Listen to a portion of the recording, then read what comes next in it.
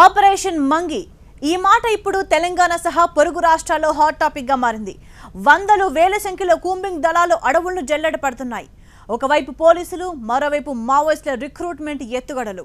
కడంబిలో recent encounter వెరసి ఉమ్మడి ఆదిలాబాద్ అడవుల్లో మళ్లీ అలజడి రాజుకుంది.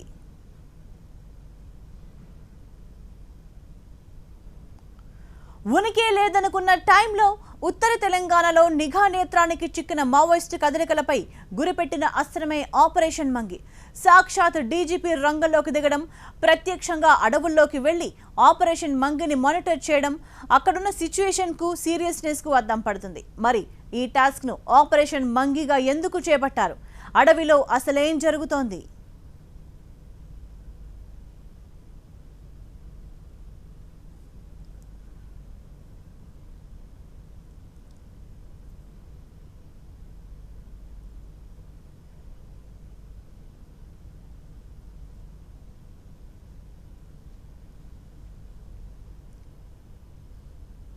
దుర్భేద్యమైన అడవి, ఆదివాసీ పల్లెల్లో అనుబంధం.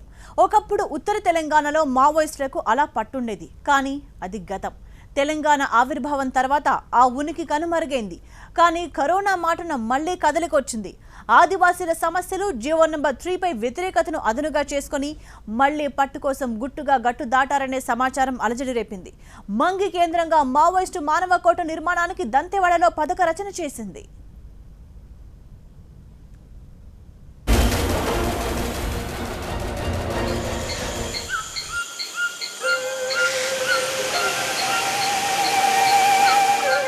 ఉమ్మడి ఆదిలాబాద్ జిల్లా కోటి రతనాల వీణ తెలంగాణ తెగలో ఆకుపచ్చ మాగాణ. ఈ సహజ హరితహారం ప్రకృతి ప్రసాదించిన వరం.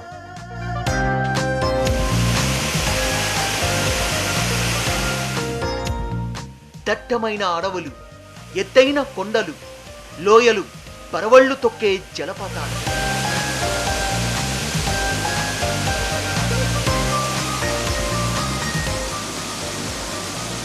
ప్రకృతిలాగే స్వచ్ఛమైన ఆదివాసీలు,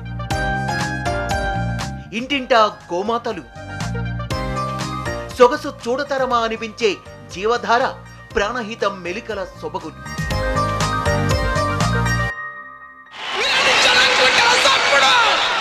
ఇదంతా ఒకవైపు. మరోవైపు చరిత్ర పుటల్ని తిరగేస్తే ఇక్కడి నెత్తుటి పేజీలు ఎన్నో.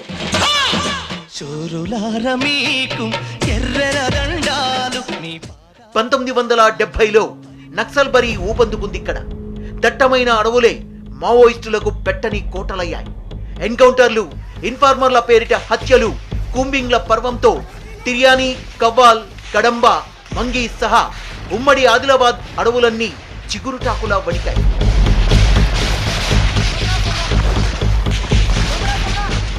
ఆజాద్, చార్లెస్ అలియాస్ శోభన్ వంటి కీలక నేతలు సహా ఎందరో మావోయిస్టులు ఆదిలాబాద్ అడవుల్లో జరిగిన ఎన్కౌంటర్లలో చనిపోయారు.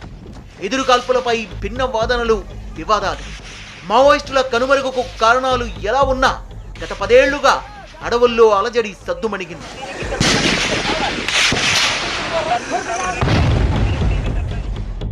గత సెప్టెంబర్ 19న కడంబిలో జరిగిన ఎదురు కాల్పుల్లో చనిపోయింది ఛత్తీస్గఢ్ కు చెందిన చిక్కాలు, నేరడిగొండ వాసి బాదిరావు. ఆడేళ్లు సహా మరో కీలక మావోయిస్టు వర్గీస్ కూడా త్రుటిలో ఎన్కౌంటర్ నుంచి తప్పించుకున్నారు. ఒక్కసారి కాదు, ఈ 7 నెలల్లో 3 సార్లు వాళ్ళు ఎస్కేప్ అయ్యారు. ఉత్తర తెలంగాణలో మళ్లీ మావోయిస్టుల ఉనికి మొదలైందా అన్న ప్రశ్నకు ఎన్కౌంటరే సమాధానమైంది. మచ్చుకైనా లేరనుకున్న ఆదిలాబాద్ అడవుల్లో అసలు మావోయిస్టులు ఎలా ప్రవేశించారు? ఎప్పుడు ప్రవేశించారు? మార్చి నుంచి మూవ్మెంట్ ఎలా మొదలైంది? ప్రాణహిత వారధిగా మావోలు ఎలా సరిహద్దులు దాటారు? ఆడేళ్లు అలియాస్ భాస్కర్ స్కెచ్ ఏంటి? మంగిని దండకారణ్యం 2గా చేయాలని ప్లాన్ వేశారా? రిక్రూట్మెంట్ కూడా వర్కౌట్ అయిందా? భాస్కర్ దళం ఇప్పుడు ఎక్కడ ఉంది? ఖాకీల కంటపడకుండా ఎలా తప్పించుకుంటున్నారు? పోలీసుల వెర్షన్ ఏంటి? ఆదివాసీల ఆవాజ్ ఏంటి? ఆపరేషన్ మంగిపై TV9 in detail ground report మీ ముందుకు.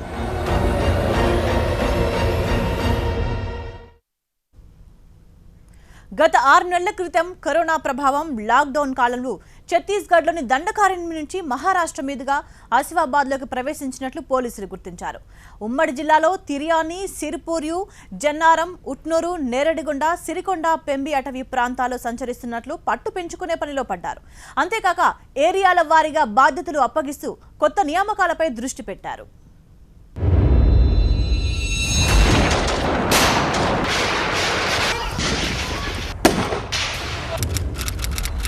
దంతెవాడ, ఛత్తీస్గఢ్.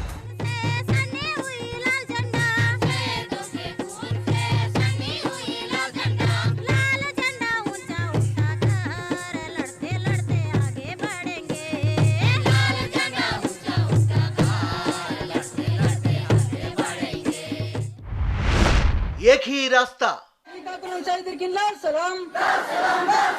आंध्र तेलंगाना सलाम, एक ही रास्ता, एक ही रास्ता.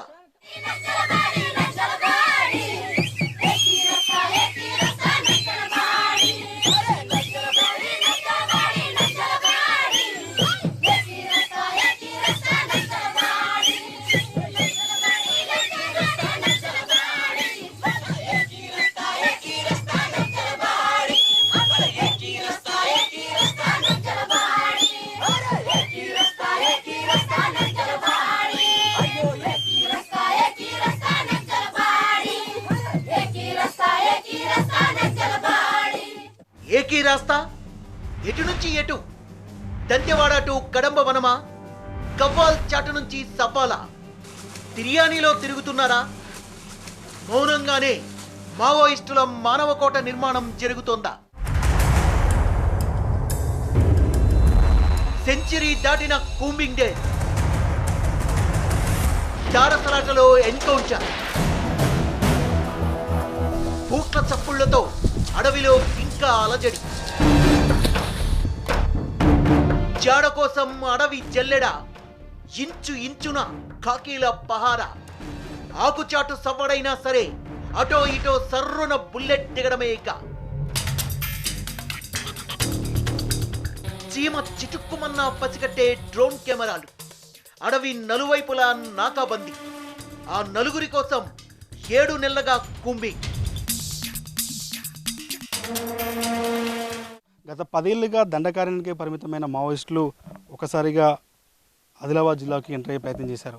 ఛత్తీస్గఢ్ నుంచి బయలుదేరి దాదాపు 45 రోజుల పాటు నడక ద్వారా వచ్చి ఛత్తీస్గఢ్ నుంచి ఇంద్రావతి దాటి అక్కడి నుంచి మళ్ళీ గచ్చిరోలికి ఎంటర్ అయ్యి ప్రస్తుతం మనం చూసినటువంటి ప్రాణహిత ఏదైతే ఉందో ఈ ప్రాణహితను దాటి కడంబ అడవుల ద్వారా తెలంగాణలోకి ఎంటర్ అయ్యారు. దాదాపు ఈ మంగి దళానికి సంబంధించినటువంటి ఒక దళం అంతా కూడా ఈ ప్రాణహిత మనం చూస్తున్నటువంటి ప్రాణహిత ఉందో ఈ ప్రాణహిత దాటి కడంబ అడవుల ద్వారా తెలంగాణలోకి ఎంటర్ అయ్యి దాదాపు మొత్తం 6 నెలల పాటు ఇక్కడే మకాం వేశారు. అయితే గత 2 నెలలుగా తెలంగాణ పోలీసులంతా కూడా చేసినటువంటి ఆపరేషన్లో భాగంగా వాళ్ళ కదలికలను కనీసం ఒక్క చోట కూడా 2-3 రోజులు కూడా ఉంచకుండా దాదాపు 2 నెలల పాటు ఈ ఆపరేషన్ కొనసాగించారు.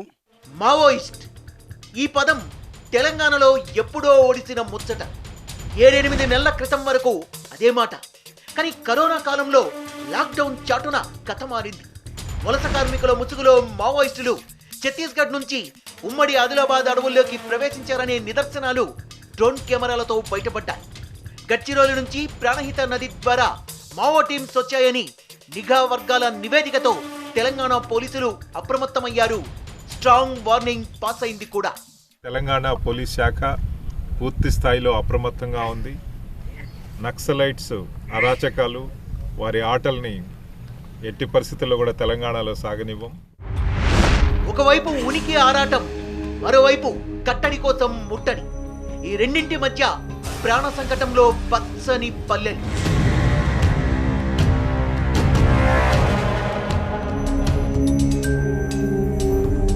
దుర్భేద్యమైన అడవిలో ఎనీ టైం ఎన్కౌంటర్ అనేలా హై టెన్షన్. నివురుగప్పిన ముప్పుల, తుఫాన్ ముందు ప్రశాంతతల నిశ్శబ్దం. కడంబి ఎన్కౌంటర్లో దొరికిన భాస్కర్ డైరీలో కీలక సమాచారం బయటపడింది. భాస్కర్, వర్గీస్ ఆధ్వర్యంలో మావోయిస్టుల రిక్రూట్మెంట్ భారీగానే జరిగిందా? ఓవైపు పోలీసుల ఆపరేషన్ మంగి, మరోవైపు మావోయిస్టుల ఉనికి బాట. 6 నెలలుగా ఎవ్రీ సండే ఫైరింగ్ డే అన్నట్టుగా మారింది అక్కడ. నంబాల కేశవరావు ఆదేశాలతోనే భాస్కర్ దళం మావోయిస్టుల మానవ కోటను నిర్మిస్తోందా? ఇటు పోలీసులు అటు మావోయిస్టులు మంగిపై ఫోకస్ పెట్టారన్నది క్లియర్. మరి హాట్స్పాట్ మంగి కథా కమామేష్ ఏంటి? తెలంగాణ దండకారణ్యంగా పేరొందిన మంగి అటవీ ప్రాంతానికి చేరుకుంటున్నాం.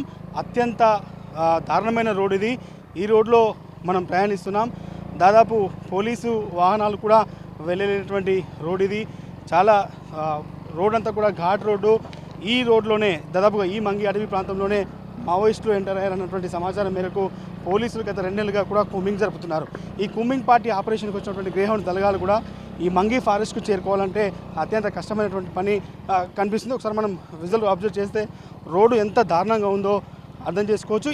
ఇలాంటి ప్లేసెస్లో మావోయిస్టు దళం వచ్చినటువంటి సమయంలో పోలీసులు రాక కూడా చాలా కష్టమైంది. ఇట్లాంటి ప్లేస్కి TV9 వెళ్తుంది. మంగి ఫారెస్ట్ ఏ రకంగా ఉంటుంది, మావోయిస్టులకు ఏ రకంగా అది కంచుకోటగా మారిందో కూడా చూపెట్టే ప్రయత్నం చేయబోతున్నాం. కుమ్రం జిల్లా ఆసిఫాబాద్ జిల్లా తిర్యానీ అభయారణ్యంలో ఓ భాగమే ఈ మంగి ఫారెస్ట్. సముద్ర మట్టానికి 450 కిలోమీటర్ల ఎత్తున దుర్భేద్యమైన దట్టమైన అడవి కీకారణ్యంలోని ఈ కుగ్రామం మంగి. అభివృద్ధికి ఆహ్వానం పలుకుతున్నట్లు శివారులో బోర్డు స్వాగతిస్తుంది. అయినా ఇది పేరుకు ఊరన్న మాటే గాని ఇక్కడ 10కి మించి ఇళ్లుండవు. పచ్చని అడవిలాగే స్వచ్ఛమైన మనసున్న వాళ్ళు ఆదివాసీలు. సహజ అందాలు, అమాయక అడవి బిడ్డలు. ఎంత ఒక ఎత్తు. మరోవైపు పచ్చదనం మాటున పొంచి ఉండే ప్రమాదాలు ఎన్నో.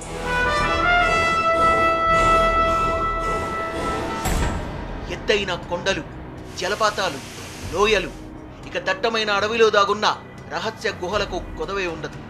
ఎటు చూడు రాళ్ళు రప్పలే. కాలినడకన వెళ్లడం కూడా కష్టమే. కొత్తగా ఎవరైనా అటేపు వెళ్తే ఏ బాటలో వెళ్ళినా కాట కలవడం ఖాయం. పైకి ప్రశాంతంగా కనిపించే మంగి అడవి ఒకప్పుడు మావోయిస్టులకు పెట్టని కోటగా ఉండేది.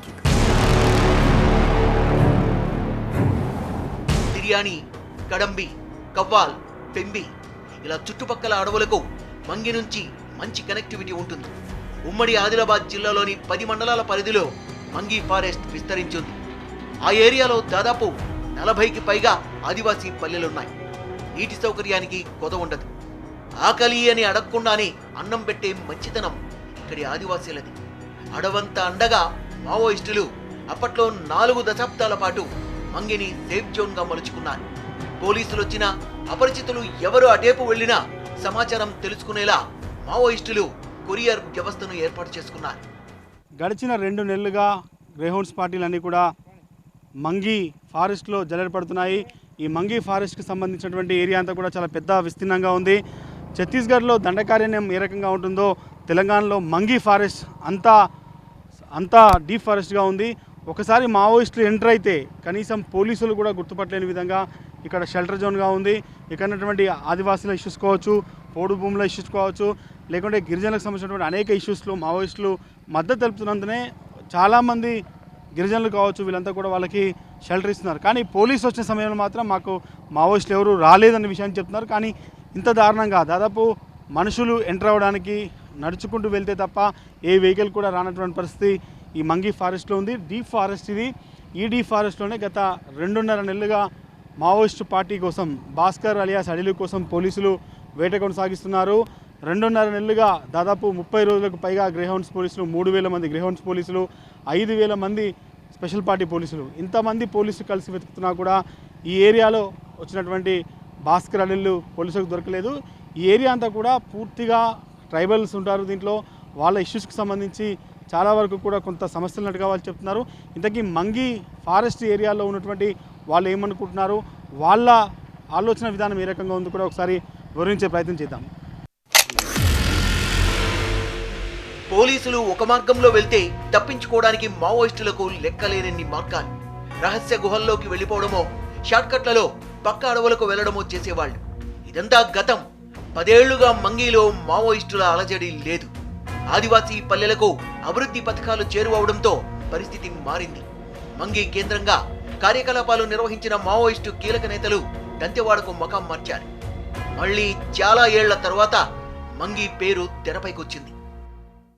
తెలంగాణలో మావోయిస్టులకు స్థానం లేదు, ఇది పదే పదే తెలంగాణ పోలీస్ అధికారులు చెప్తున్నటువంటి మాట. కానీ గత 6 నెలలుగా తెలంగాణలో జరుగుతున్నటువంటి పరిస్థితులను గమనిస్తే మరోసారి మావోయిస్టులు తమ ప్రభావాన్ని చూపెట్టుకునే ప్రయత్నం చేస్తున్నారు. దానికి ఎస్పెషల్లీ మంగి ఫారెస్ట్ ఏరియా వాళ్ళకు ఉపయోగపడుతుంది.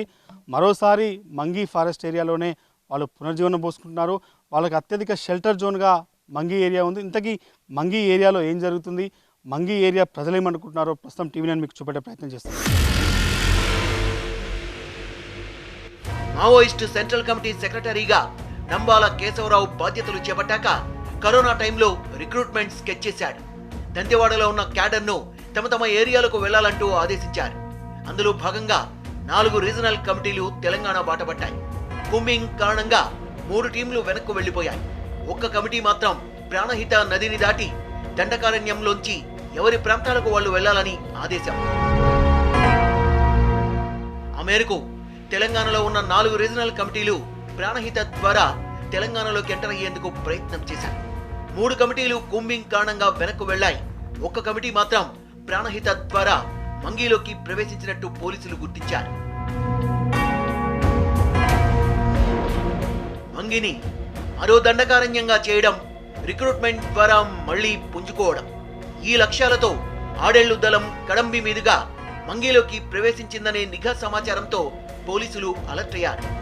7 నెలలుగా కడంబి టు మంగి అలజడి రేగుతూనే ఉంది, కూంబింగ్ కొనసాగుతూనే ఉంది. 2 నెలల క్రితం కూంబింగ్ ఆపరేషన్ ప్రారంభించిన ఆదిలాబాద్ ఉమ్మడి జిల్లా పోలీసులు ఇంకా కూంబింగ్ ఆపరేషన్ కొనసాగుతుంది.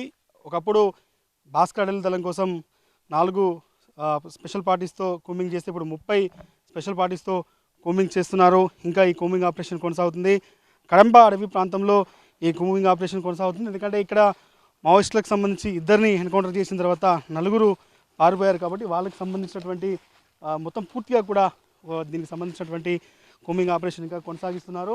అయితే ప్రధానంగా కూంబింగ్ ఆపరేషన్లో స్పెసిఫిక్ ఏరియాస్ ఏవైతే ఉన్నాయో, ప్రాణహిత దాటిన తర్వాత కదంబా ఫారెస్ట్ నుంచి మంగిలోకి ఎంటర్ అయ్యారు. కాబట్టి ఈ కదంబా ఫారెస్ట్ చుట్టూ ఉన్నటువంటి ఏరియాను మొత్తం కూడా జల్లెడ పడుతున్నటువంటి పరిస్థితి కనిపిస్తుంది. మనం చూస్తున్నాం స్పెషల్ పార్టీస్ అన్ని కూడా కూంబింగ్ ఆపరేషన్లో పార్టిసిపేట్ చేస్తున్నాయి. ఒక 30 స్పెషల్ టీమ్స్ని ఏర్పాటు చేశారు ఎట్టి బస్సులో భాస్కర్ దళాన్ని పట్టుకోవడం కోసం.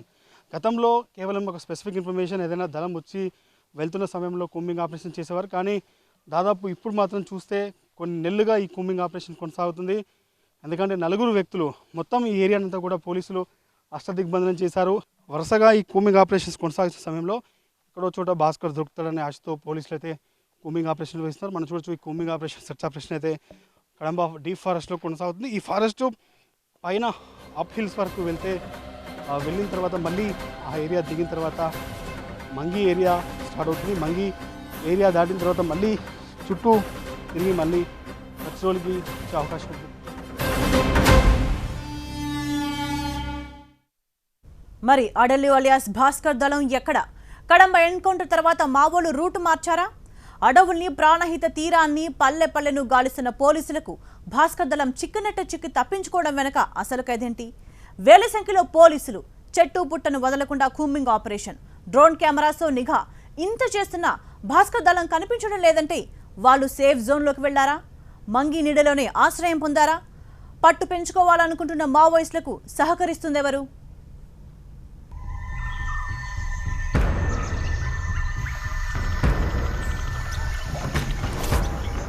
ఆదిలాబాద్ టు మహారాష్ట్ర 175 కిలోమీటర్లు. దంతెవాడ నుంచి ఆదిలాబాద్కు 300 కిలోమీటర్ల పైమాటి. ఆ గట్టు నుంచి ఈ గట్టుకు రావడం అంటే మాటలు కాదు. అది పోలీసుల నిఘాకు మస్కా కొట్టడం అనేది అంత ఈజీ కానే కాదు. పైగా లక్ష్మణ రేఖ లాంటి గోదావరి, ప్రాణహిత నదుల్ని దాటుకు రావడం, వచ్చినా గట్టు దాటి మావోయిస్టులు అడవిలోకి అడుగు పెట్టడం ఆషామాషి కాదు. కానీ వాళ్ళొచ్చారని నిఘా నివేదిక స్పష్టం చేసింది. వాళ్ళ రాకడ దృశ్యాలను డ్రోన్ కెమెరాలు క్లిక్ మనిపించాయి కూడా. అంతే, ఉత్తర తెలంగాణలో మళ్లీ మావోయిస్టుల అలజడి మొదలైందనే టాప్ రేపింది.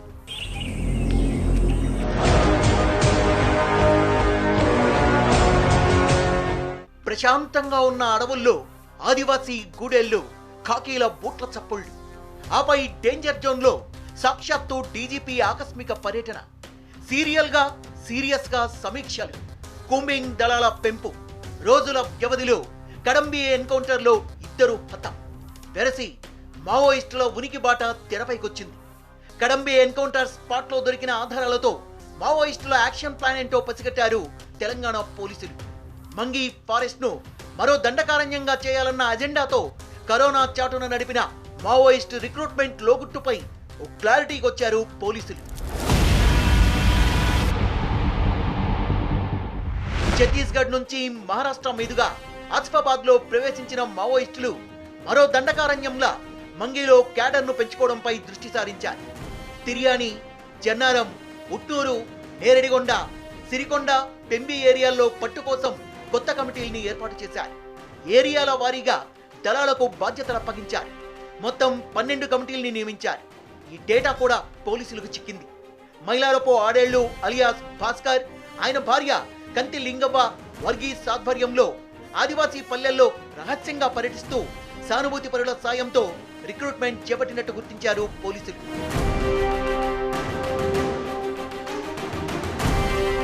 భాస్కర్ సొంతూరు బోధ్ మండలంలోని పొచ్చెర, పక్కనే ఉన్న వాయుపేట అభయారణ్యం సహా తిర్యాని, కవ్వాల్, కడంబి, పెంబి, ముఖ్యంగా మంగి అడవులపై భాస్కర్, వర్గీస్లకు మంచి పట్టుంది. మిగతా ఫారెస్ట్ ఏరియాలతో పోలిస్తే మంగి అడవులు దుర్భేద్యమైనవి. పైగా గతంలో ఇక్కడి నుంచి మావోయిస్టు రిక్రూట్మెంట్ ఎక్కువ. సానుభూతి కూడా చెక్కు చెదరలేదు. పైగా పోలీసులు ఒక దారిలో వస్తే తప్పించుకోవడానికి మావోయిస్టులకు 14 దారులుంటాయట. ఇక్కడ మంగి కేంద్రంగా ఆపరేషన్స్ చేపట్టాలన్నది మావోయిస్టుల స్కెచ్. ఎందుకంటే భౌగోళికంగా మంగి 8 కిలోమీటర్ల ఎత్తులో ఉంటుంది. రోడ్డు సౌకర్యం ఉండదు. బైక్ పైన వెళ్ళినా కొద్ది దూరం వరకే. గుట్టలపైకి చేరుకోవాలంటే కాలినడక ఒక్కటే మార్గం. మంగి గ్రామానికి చేరుకోవాలంటే ఎటు లేదన్నా 15 గంటలకు పైగా టైం పడుతుంది. పైగా మావోలకు సానుభూతి పరులు ఎక్కువ. ఖాకీలు వస్తున్నారని వాసన పసిగడితే చాలు వెంటనే సమాచారం చేరిపోతుంది. ఎటువైపు ఏ దారులున్నాయో మావోలకు పుట్టిన పిండి కాబట్టి ఈజీగా ఎస్కేప్ అయ్యే ఛాన్స్ ఉంటుంది. పోలీసులు మంగికి చేరుకోవాలంటే అడుగడుగున ప్రతిబంధకాలుంటాయి. మంగి ఫారెస్ట్లోకి ఈ బాటలో అయితే చాలా ఈజీగా వెళ్ళొచ్చు, కానీ లోపలికి వెళ్ళే ప్రయత్నం చేస్తే మాత్రం చుట్టూ దట్టమైన అడవి, కనీసం ఒక బైక్ కాదు కదా మనిషి కాలినడక తప్ప ఇంకా ఏ రూట్లో వెళ్ళడానికి లేని పరిస్థితి. ఈ పరిస్థితుల్లో తెలంగాణ నుంచి మావోయిస్టులు కుమ్రభీం ఆసిఫాబాద్లోకి ఎంటర్ అయి కడంబ అడవుల నుంచి మంగి ఫారెస్ట్కి వచ్చి దాదాపు 4 నెలల పాటు మంగి ఫారెస్ట్లో ఉన్నారంటే సిచ్యువేషన్ అర్థం చేసుకోవచ్చు. మంగి ఫారెస్ట్ని ఖచ్చితంగా తెలంగాణ దండకారణ్యంగా పేర్కొవచ్చు. ఇక్కడికి వచ్చినటువంటి వాళ్ళు వెళ్ళిపోవడం కోసం 15 రూట్లు ఉన్నాయి. పోలీసులు ఒక రూట్ నుంచి వెంటర్ అయితే వాళ్ళు వెళ్ళడానికి ఒక రూట్ ఉంది. ఈ రకంగా మంగి ఫారెస్ట్ మొత్తం కూడా మావోయిస్టులకు మళ్ళీ పుర్రు పోసే విధంగా, పునర్జన్మనిచ్చే విధంగా మంగి ఫారెస్ట్ అయితే ఉంది. పోలీస్ అధికారులు ఒప్పుకుంటున్నారు మంగి ఫారెస్ట్లో కూంబింగ్ అంతా ఈజీ కాదు అనే విషయాన్ని చాలా స్పష్టంగా చెప్తున్నారు. ఈ అంశాలే మావోయిస్టులకు కలిసొచ్చే విషయాలు. అందుకే భాస్కర్ దళం మంగిని షెల్టర్ జోన్ గా చేసుకున్నారు. కానీ పోలీసులు మంగిలోకి ఎంటర్ అవడంతో కడంబికి మకాం మార్చింది భాస్కర్ దళం. అయితే కొందరు మాజీల సహకారంతో భాస్కర్ దళం కదలికలపై ఫోకస్ పెట్టారు పోలీసులు. ఆ క్రమంలోనే కడంబిలో మావోయిస్టులు పోలీసులకు తారసపడ్డం, ఎదురుకాల్పుల్లో 2 చనిపోవడం జరిగింది. అయితే అది బూటకపు ఎన్కౌంటర్ అంటూ Adellu alias Bhaskar Komaram Bheem KBM committee పేరిట ఓ లేఖ విడుదల చేశాడు. మరోవైపు మావోయిస్టులకు వ్యతిరేకంగా పల్లెల్లో వాల్ పోస్టర్లు వెలిశాయి. ఉనికి బయటపడింది, కట్టడి కోసం ముట్టడి పెరిగింది. రామగుండం సిపి సత్యనారాయణ స్వయంగా రంగంలోకి దిగారు. చీటాల దూసుకెళ్లే కూంబింగ్ టీమ్స్ తో ఆపరేషన్ మంగిని పరుగులెత్తిస్తున్నారు. భాస్కర్ ఎక్కడున్నాడు, ఆయనతో పాటు ఎవరెవరు, వాళ్లకు ఆశ్రయం ఇస్తోందెవరు? మకాం మార్చడం మినహా తప్పించుకునే మార్గం లేకుండా అడవుల్ని అష్టదిగ్బంధనం చేశారు. త్రిముఖ వ్యూహంతో టార్గెట్ ను రీచ్ అవుతున్నారా? ఆపరేషన్ మంగిపై wide angle reporting.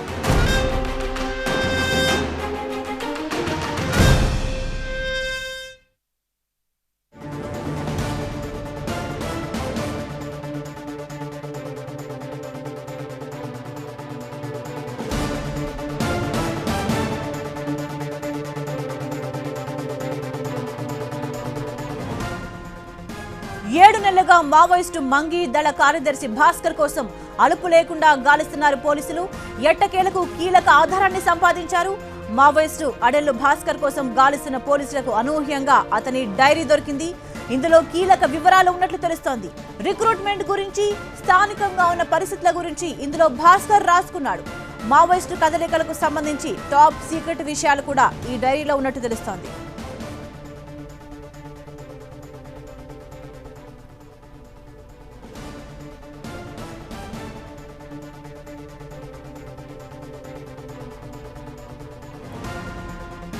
TV9 screen పైన ఎక్స్క్లూజివ్ గా మీరు చూస్తున్నారు.